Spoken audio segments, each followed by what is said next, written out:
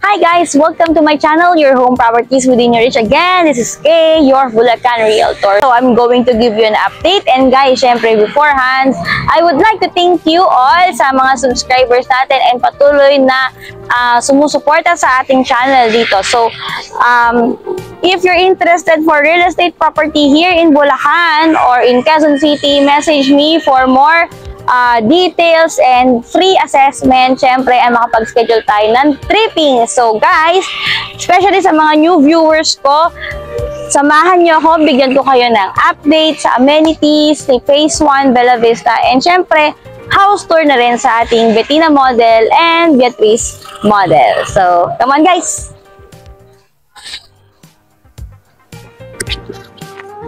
Ayun guys, so for the update for Bella Vista, so Phase 1 update natin, ito na ang ating amenities. Ayan, di ba? Nung ang tagal ng huli kong punta dito, nung huling punta ko dito, hindi ko na ikutan to.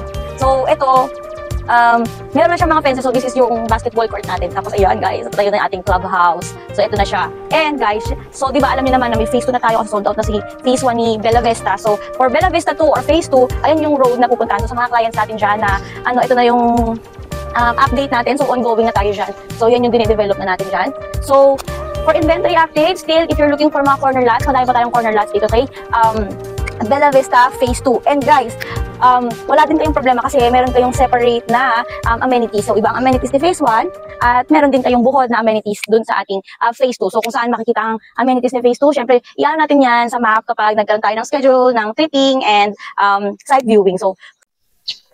So guys, kay Beatrice model, siyempre mas malaki siya kay Betina model. Pero ang standard lot area ng ating mga model unit dito sa Bella Vista is 80 square meters. So let's check our Beatrice model. So again guys, fences is not yet included sa turnover. Yan, di yan kasama. Ito yung, pero ayan, para makita nyo lang yung hangganan ng lot nyo. So ito may pocket garden ka dyan. Yan, tapos may carport ka. Let's check.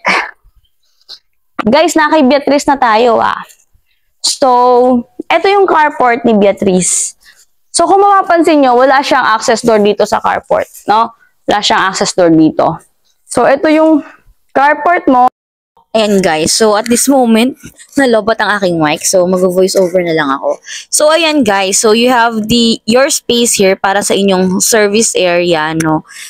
So, ayan. So, sa service area, guys, maluwag pa din siya. And, pwede nga itong maging kitchen mo or laundry area. Tapos, kasama pa dyan, guys, yung sa turnover, yung sink.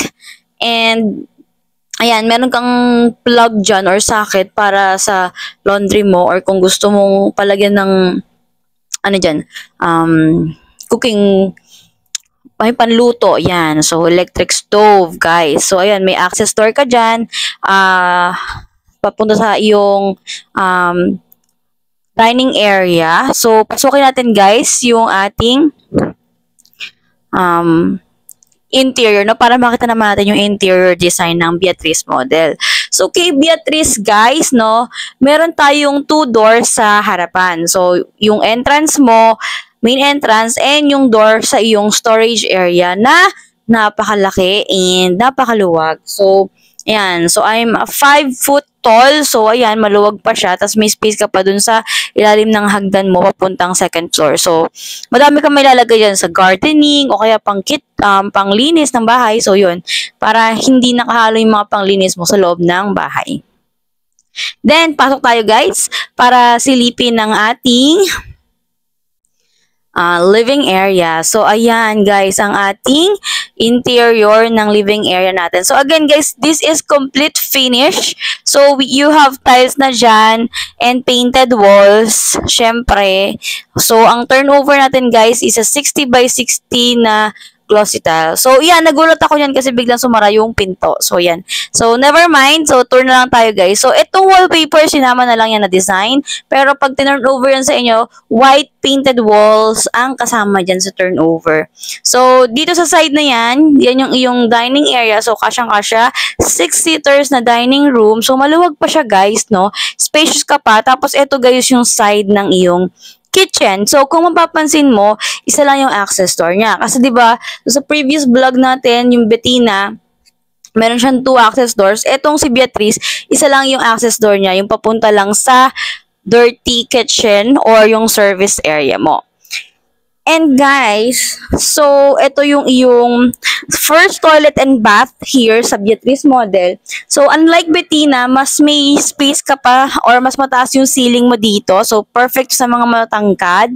So hindi ka mahirapan dyan. So that's your first toilet and bath. Then guys, punta tayo sa ating second floor. So, yan, makita nyo lang guys. In-explain ko lang dyan na yung difference is, yung sa Bettina kasi open yan, di ba? Kasi stairs yung likod niyan. Pero, dyan kay Beatrice, wall siya kasi ang likod naman niya is yung first toilet and bath nga natin. So, akyat tayo guys sa ating second floor. So, again guys, sa ating kay Dolmar Land, ang ating side rails ay steel and wooden ang ating steps. So, upon turnover guys, sa second floor, meron kang vinyl tiles na, naka-vinyl tiles na siya sa turnover guys, sa second floor. May 3 bedrooms ka and yung second toilet and bath mo. So, painted walls na rin yan. So, yan. White painted walls.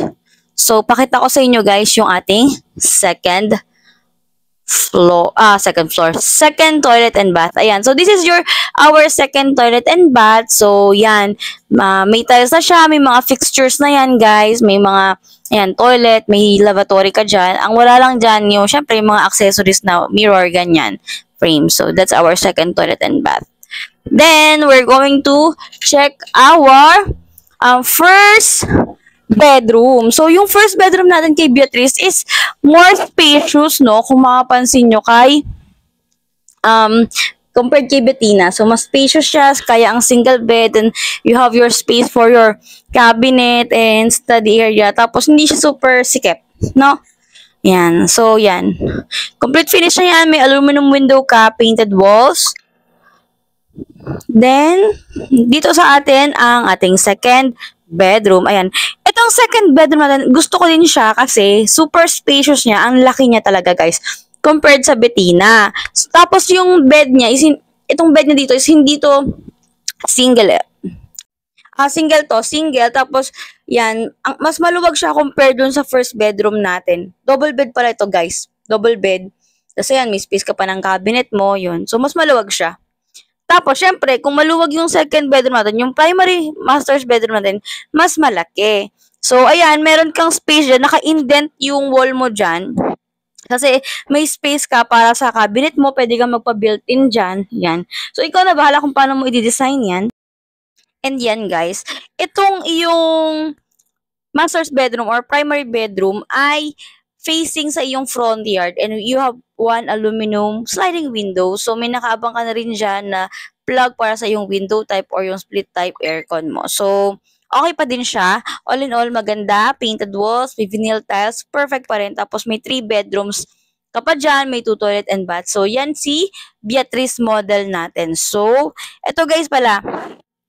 Diba si Beatrice natin ay yung kanyang balcony ay nasa harapan. So, ayan yung balcony niya. So, sa mga turnover na yung mga bahay nila dito, guys, in-extend nila yung kanilang balcony dito sa harapan para yun may cover nga yung kanilang front yard. And then, in-extend pa nila yan, guys, hanggang dun sa gilid para mas maluwag yung kanilang balcony. At the same time, may space sila or may cover sila para sa kanilang mga cars. So, that is our Beatrice model. So, let's talk about dun sa ating price. Ayan, guys. So, sa ating price, at nagustuhan mo si Beatrice model, no, ang ating total contract price ay, ayan. So, i-flash natin dyan sa screen. Yan. Yan ang ating total contract price. And again, guys, Pag-ibig Financing and Bank Financing available, si Beatrice model, si Bella Vista 2. So, for our bank financing, no, ayan, lalagay natin. Bank financing, yan yung down payment pa lang, guys. Ito naman yung Pag-ibig Financing. Down payment pa lang yan, guys. 24 months or 2 years to pay yan. So, pwede ka mag-advance habang nasa down payment ka para mas maliit yung loanable amount mo. Yan. So, that's our price. And syempre yung reservation fee natin, ayan, pak, ayan. So, guys, if you're interested, no, don't hesitate to message me on the number that you see on the screen. And syempre, para ma-assist ko kayo, magkaroon tayo ng pre-screening.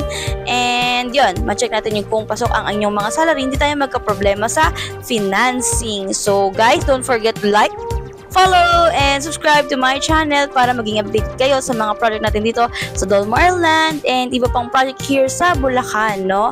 So, hope to see you soon. Bye!